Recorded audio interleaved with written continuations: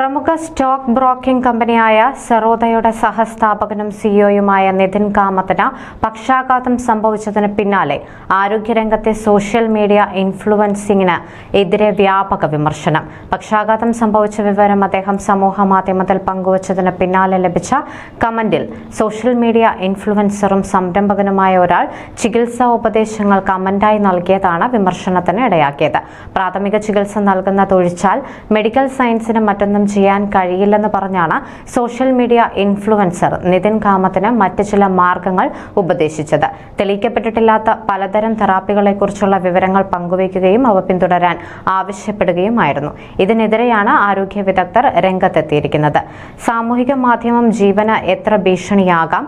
യഥാർത്ഥ ശാസ്ത്രത്തിന്റെ പിന്തുണയില്ലാത്ത ഇത്തരത്തിലുള്ള സോഷ്യൽ മീഡിയ ഇൻഫ്ലുവൻസർമാരുടെ നിർദ്ദേശങ്ങൾ സ്വീകരിക്കരുതെന്നും അശാസ്ത്രീയമായ ചികിത്സാ വാഗ്ദാനങ്ങളുമായി സാമൂഹിക മാധ്യമത്തിൽ എത്തുന്നവരിൽ നിന്ന് വൈദ്യോപദേശങ്ങൾ സ്വീകരിക്കരുതെന്നും ആരോഗ്യ വിദഗ്ധർ മുന്നറിയിപ്പ് നൽകുന്നു.